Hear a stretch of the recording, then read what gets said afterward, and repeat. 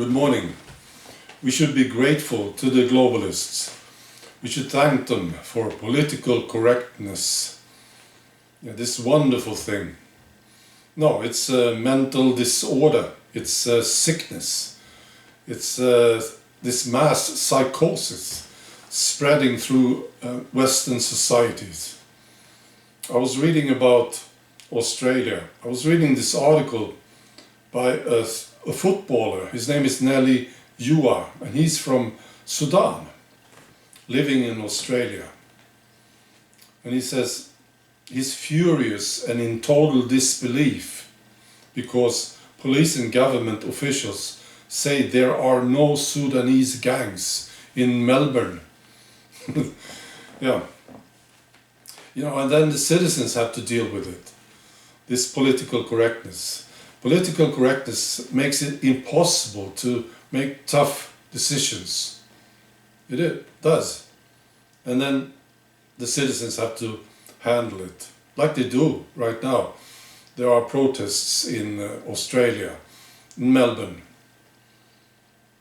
Okay, and this guy, MELBOURNE, interesting that this guy is from Sudan himself. We see the same thing here in Sweden. Some guys from the Middle East are very outspoken about the problems in Sweden. Okay, and this is what he says. It's a fact that South Sudanese are overrepresented in crime statistics and are causing great harm and fear across communities in Melbourne. This guy, a footballer, he was himself hacked up in Melbourne in 2011 by a Sudanese man with a machete. The injuries cost him his professional contract and left him in a wheelchair. And he says, some of these kids have gone too far. They are a disgrace to themselves, to their families, and to their community. This behavior has been ongoing for nearly 2 years. Enough is enough. It makes me ashamed and embarrassed to call myself a Sudanese.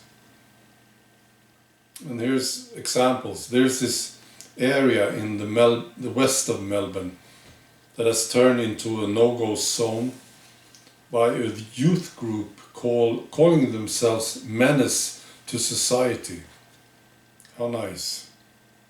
Residents say the offenders hijacked the community centre and the park, going on nightly vandalism sprees, trashing homes and terrorizing families. And then we come to the political correctness part. The police and the politicians, they sort of downplay the situation, as they do here in Europe, in Sweden. They do it all the time.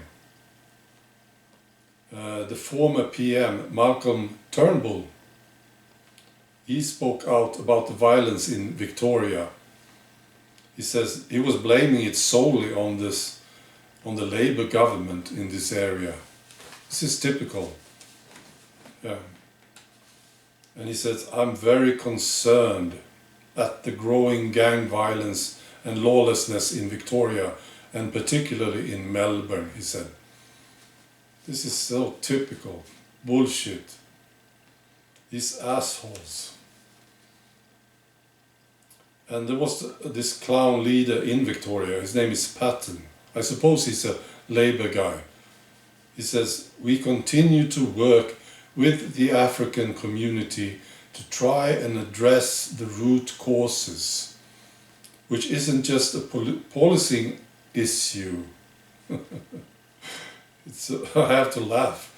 You know, it's about disengagement, it's about employment, it's about a whole range of things. This is, yeah, this is what they do.